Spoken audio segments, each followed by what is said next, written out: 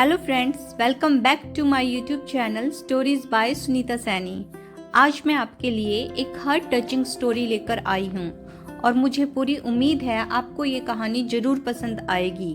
कहानी का टाइटल है सच्ची खुशी। तो समय न गवाते हुए चलो कहानी को शुरू करते हैं।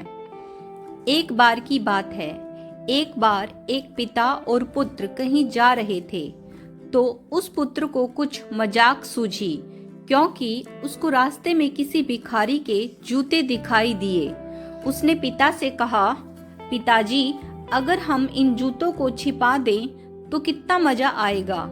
देखते हैं कि भिखारी पर इसका क्या असर पड़ता है।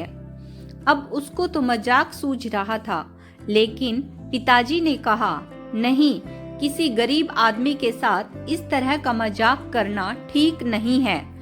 उसने कहा, क्यों ना हम इन जूतों में कुछ सिक्के डाल दें और देखें कि इसका इस गरीब भिखारी पर क्या प्रभाव पड़ता है। उन्होंने ऐसा ही किया।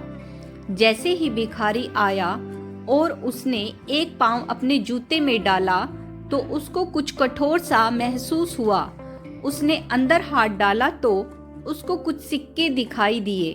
वह थोड़ा हैरानी में पड़ गया। आसपास किसी को देखा तो कोई भी दिखाई नहीं दिया। वापस उसने दूसरा पैर अपने जूते में डाला और वापस उसको उसमें कुछ सिक्के दिखाई दिए। अब दोनों जूतों के सिक्कों को उसने अपने हाथों में रखा और प्रभु की तरफ इशारा किया। हे प्रभु, पता नहीं किस भले आदमी ने यह सिक्के मेरे जूतों में छिपाए हैं, लेकिन जिसने भी छिपाए हैं उसको मेरी दुआ है वो हमेशा खुश रहे। अब मैं अपने बच्चों और पत्नी के लिए कुछ खाना और दवाइयाँ ला सकूंगा।